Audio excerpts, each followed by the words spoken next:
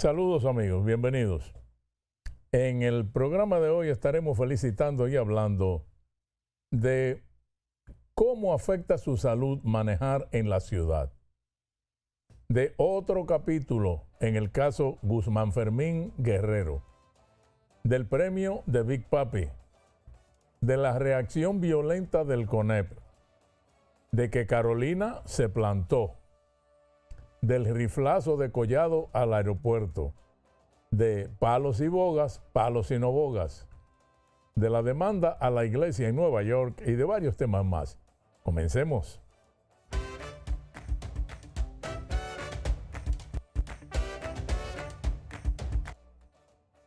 Bueno, ¿a usted cómo le está yendo en esta Navidad?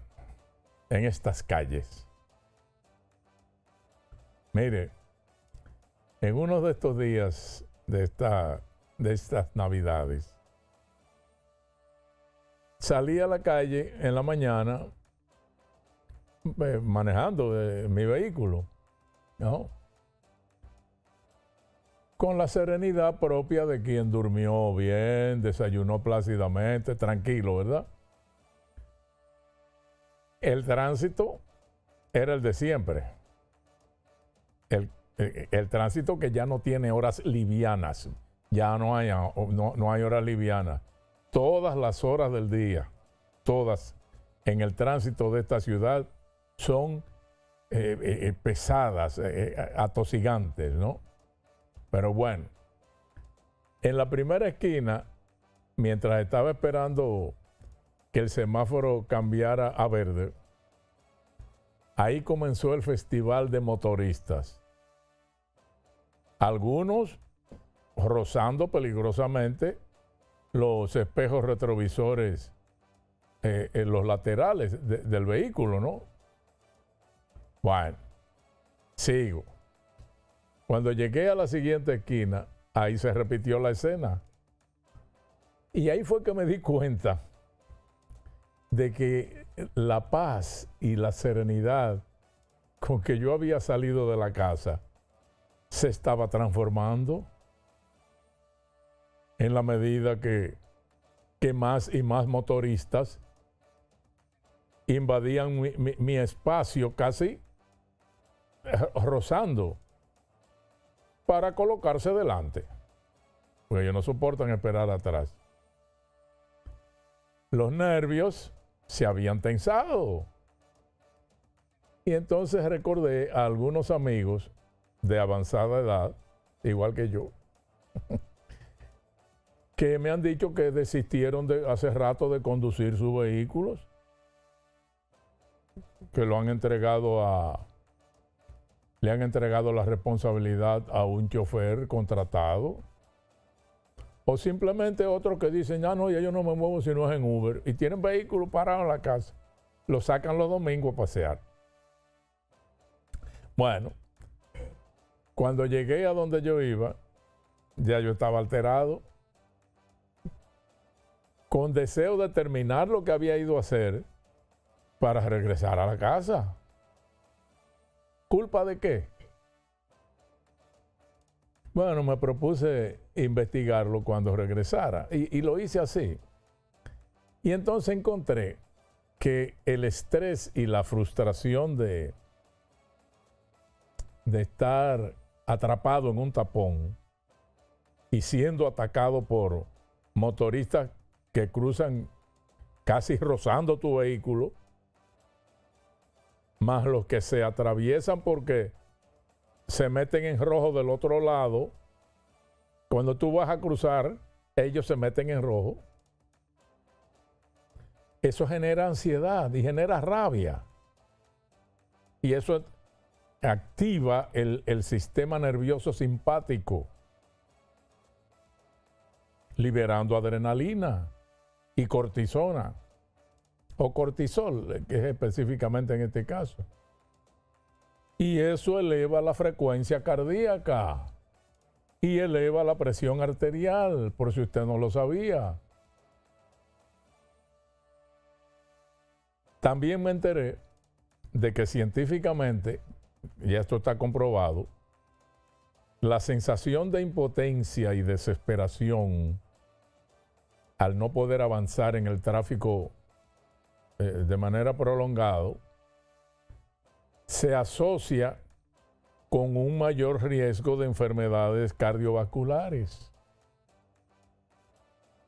Y si a eso se añade lo de que avanzas en la luz verde y de pronto varios motoristas se cruzan como suicidas violando la luz roja, óigame, el efecto es grave. Y si usted quiere añadir una ñapita, sepa que no solo el estrés influye. Estudios demuestran que los gases de escape de los vehículos pueden aumentar la presión arterial, pero de forma significativa, con efectos comparables a una dieta alta en sal y que pueden durar hasta 24 horas. El tránsito se ha identificado como un factor de riesgo para enfermedades del corazón, especialmente en ciudades con largos periodos de congestión. Además, la presión arterial, la congestión, afecta la salud mental y eso genera irritabilidad, fatiga, pérdida de bienestar. Óigame, entonces, ¿qué se puede hacer para aliviar esto? Primero, si le es posible, evite las horas pico, aunque aquí ya todas las horas son pico. Y eso se va a incrementar en la medida que sigan las ferias de vehículos insertando más unidades al tránsito. Otra cosa, usar técnicas de relajación como la respiración profunda y oír música suave dentro del vehículo. Esas cosas pueden reducir el estrés durante el viaje. También evitar que entre el aire de afuera, para lo cual nada más hay que apretar el botón que tiene el dibujo del carrito y la flechita así, para disminuir la exposición a contaminantes. Ahora, para lo que yo no encontré solución por lado alguno, es para librarse de los suicidas que circulan sobre dos ruedas. Esto es sálvese como pueda. No hay de otra, señores. En un momento comenzamos con las felicitaciones.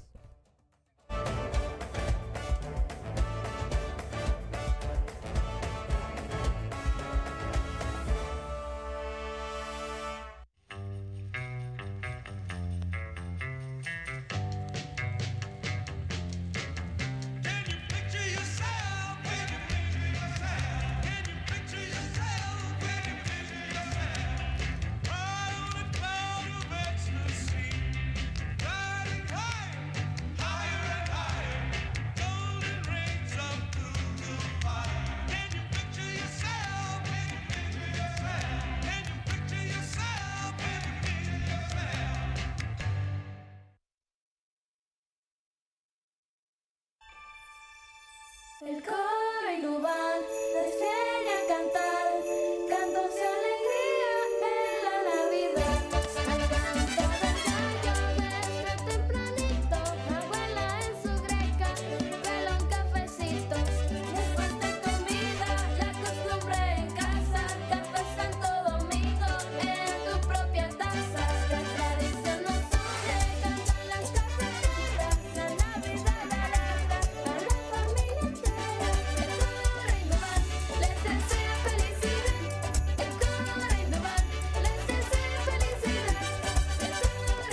Feliz Navidad.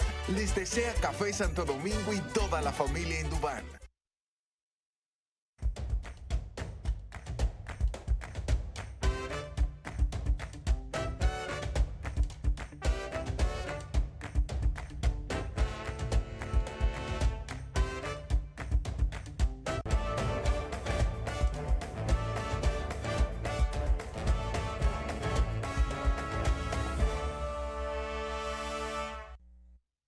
La segunda sala de la Suprema Corte de Justicia dejó sin efecto la sentencia que absolvió al comunicador Rafael Antonio Guerrero Méndez y ordenó que otra sala de la Corte de Apelación del Distrito Nacional reevalúe el recurso tras determinar que los jueces de alzada emitieron un fallo arbitrario y carente de motivación suficiente, vulnerando el debido proceso. La razón de la reacción de la Suprema vino porque un tribunal de apelación anuló la sentencia condenatoria sin ofrecer razones suficientes que justificaran por qué descartó los fundamentos establecidos por la jueza de primer grado, que había condenado a Guerrero por imputar públicamente al querellante los calificativos de delincuente, ladrón, criminal, narcotraficante, asqueroso y otras expresiones deshonrosas difundidas en un video publicado en el canal de YouTube Corrupción al Desnudo, el que es el canal donde este señor acostumbra lanzar acusaciones tremendas contra muchas figuras del pasado y del presente sociopolítico dominicano. Pero Guzmán Fermín, quien además de ingeniero es abogado, no conforme con la absolución en beneficio de su ofensor, interpuso un recurso de casación ante la Suprema que emitió una sentencia el 30 de septiembre pasado, dejando sin efecto la sentencia absolutoria que inexplicablemente emitió la jueza de primer grado, a pesar de que las acusaciones de Guerrero por televisión estuvieron acompañadas de gráficas con la figura de Guzmán Fermín. Y por esa razón no había dudas de que los agravios fueron contra él. Ahora bien, con mucha altanería, el señor Guerrero solía decir en su programa que si Guzmán Fermín lo llevaba a tribunal ante la justicia por la acusación que él estaba haciendo, allí en el tribunal él presentaría las pruebas de todo lo que decía. Bueno, pues efectivamente, en el tribunal lo único que pidió Guzmán Fermín fue que Guerrero presentara esas pruebas, cosa que nunca hizo. Y entonces eso evidencia que no existen tales pruebas. Y entonces por eso ahora tendrá que enfrentarse a un nuevo juicio que ha sido ordenado a otra sala de la Corte de Apelación del Distrito Nacional. Ahora, señores, hay que ver el tiempo que lleva este caso ya, la energía que se gasta, los recursos que pierde el agraviado con tal de defender su imagen, entre costos, reenvíos. Bueno, no todo el mundo tiene el temple para mantenerse firme y no arrepentirse a mitad de camino en un juicio de estos. El Señor que nos libere de un castigo como ese.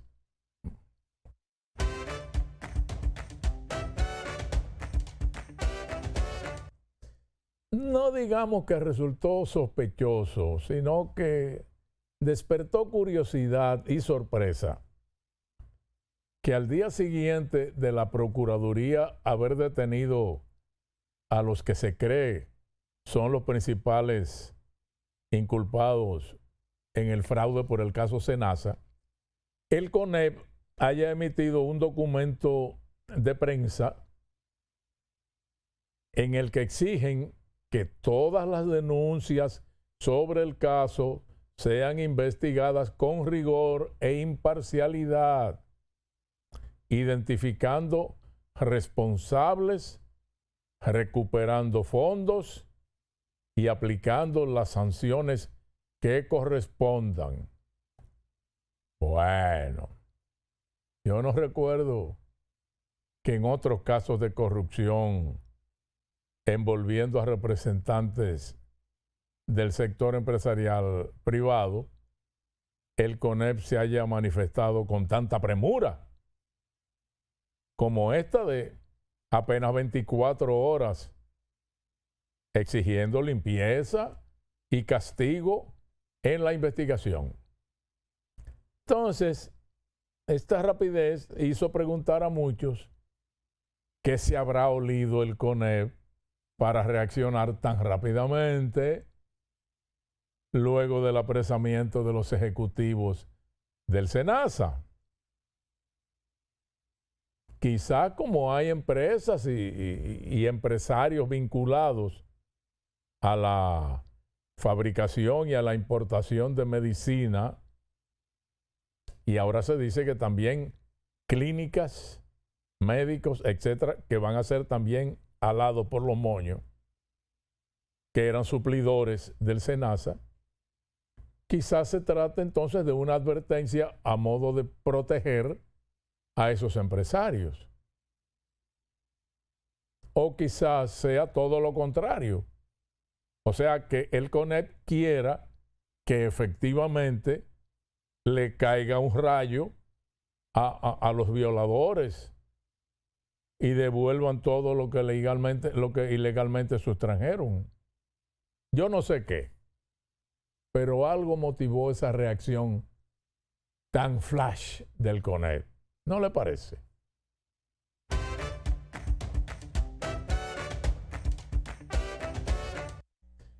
No sé si usted lo habrá notado como yo, pero los medios de comunicación, los opinadores, los influencers y demás hierbas aromáticas, como que hicieron poco eco con la noticia de que la OEA le había otorgado un premio humanitario 2025 al ex jugador de Grandes Ligas y miembro del Salón de la Fama, David Ortiz. El primer dominicano en recibir ese galardón que reconoce la labor altruista que él viene haciendo desde hace 2 décadas, usando parte de sus propios recursos y también convocando la colaboración de figuras internacionales del juego, algunos de los cuales vienen a participar en un evento recaudatorio de golf que él celebra con esos mismos fines, ¿no? David creó su fundación luego que una experiencia lo marcó en el 2005 cuando visitó un hospital y vio a varios bebés recién operados del corazón. Desde entonces él asumió ese compromiso permanente que ha permitido que cientos de menores de escasos recursos reciban cirugías y tratamientos especializados, como cirugías cardíacas, asistencia a niños con cáncer, etcétera, ¿no? Ahora, ¿por qué hay medios que opacan el gran valor de esos aportes y los reconocimientos que por ellos recibe Ortiz? Sencillamente porque ponen en el otro lado de la balanza el carácter a veces desaforado y el comportamiento mediático o simplemente detalles que solo conciernen a su vida personal. Eso es todo, ¿eh? Aquí no sabemos aislar todo lo bueno y lo mezclamos con detalles que son insignificantes cuando se le compara con todo lo positivo, ¿no? Pero nada, vaya nuestra felicitación al Big Papi por ese reconocimiento.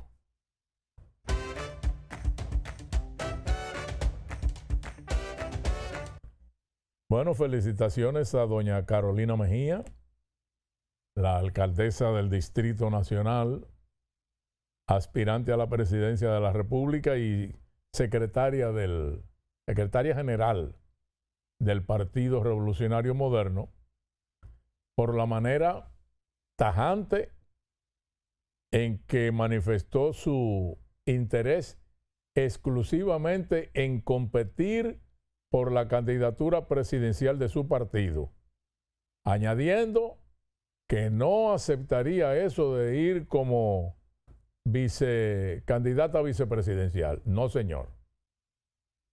Esa respuesta fue motivada por una pregunta que de seguro estuvo inspirada por el hecho de que supuestamente el aspirante presidencial del PRM, que actualmente presenta los mejores números, es el ministro de Turismo. Ante la pregunta, pues Carolina no le quedaría otra que contestar, pero poniendo que David Collado sería el que encabeza, iría como candidato presidencial, ella no tendría más remedio que ir como candidata a vice, ¿no? Pero la dama se plantó y fue clara. O todo o nada. Y ella está muy esperanzada en que lo va a lograr, ¿eh? Gracias a la labor que ha desarrollado en la capital y en el PRM, aparte de que cuenta con el poderoso espaldarazo de su padre, que controla una buena porción de las bases y sin duda sabe dónde buscar lo que haga falta para invertirlo en la campaña de su hija. Así que ya sabemos, ahora veremos, porque falta mucho.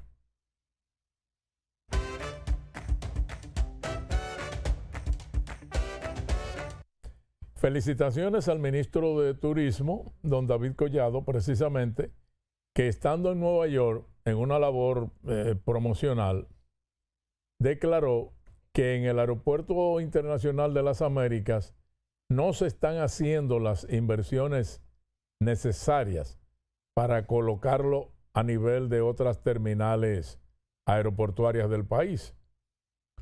Y añadió que en otros aeropuertos del país, como el de Punta Cana y el de Santiago, sí avanzan a buen ritmo las inversiones. Y tiene razón el ministro, porque, óigame, es inconcebible que todavía se produzcan apagones o averías eléctricas y ese aeropuerto no cuente con un sistema de energía alternativo, llámese, qué sé yo, planta o generador o como sea. No, porque bien se sabe que los apagones en aeropuertos se prestan para muchas triquiñuelas y pueden ser inducidos a propósito. Algunas veces para provocar que los sistemas de seguridad electrónicos no funcionen y puedan colarse cosas o personas. Otras veces en horas nocturnas para provocar falta de iluminación en pista de aterrizaje, sabrá Dios con qué objeto, y así por el estilo. Por tanto, señores, tiene peso lo dicho por Collado y deja la misma pregunta. ¿Ya el Aeropuerto de las Américas cuenta con sistemas de energía alternativo o está en lo mismo? Ah, bueno, ellos respondieron que el ministro no tenía razón, porque ellos habían invertido ya $30 millones en el aeropuerto.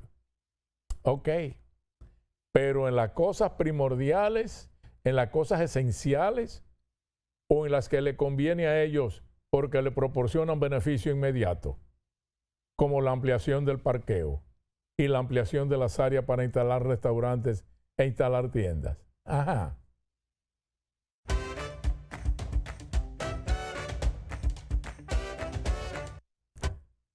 Iván Lorenzo, el fogoso ex senador y actual vicepresidente del PLD, una voz candente, guerrillera, siempre sobada, lista para disparar, convocó a otra rueda de prensa, en esta ocasión para denunciar que el Ministerio Público está actuando con diferenciación política, aplicando un trato suave al PRM y un trato cruel y humillante a cualquier otro ciudadano bajo investigación.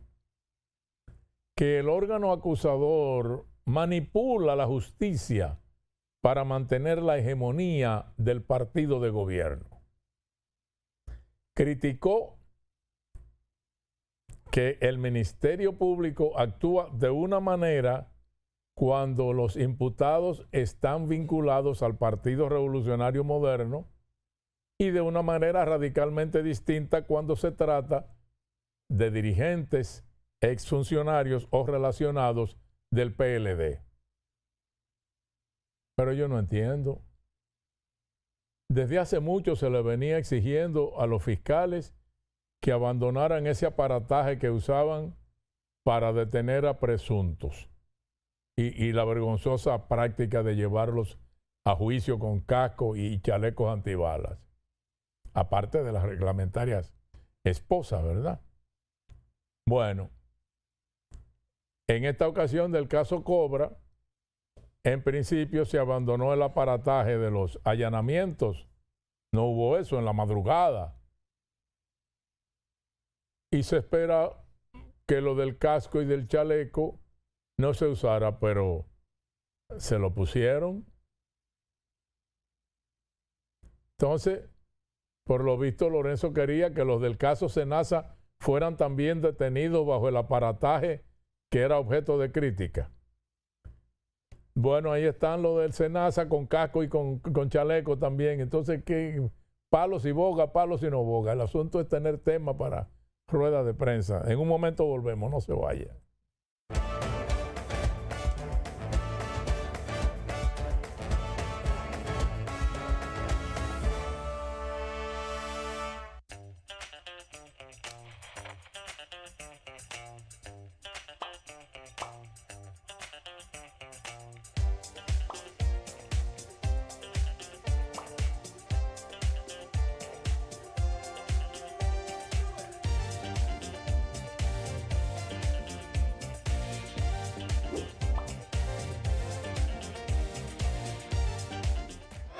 Forma tu cuerpo, el secreto para estar en forma.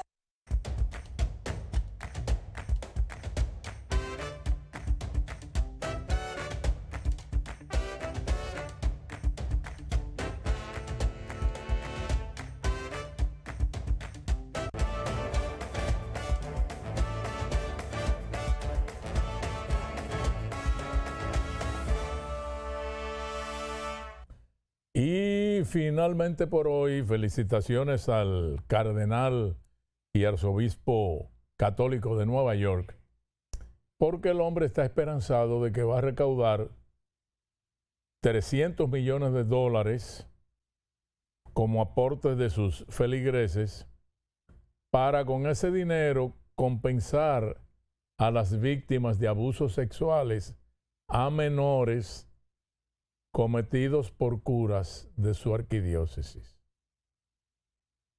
Esos 300 millones es una suma global a la cual se llegó en una negociación o como un acuerdo con un mediador, porque la suma que se reclamaba originalmente era mayor.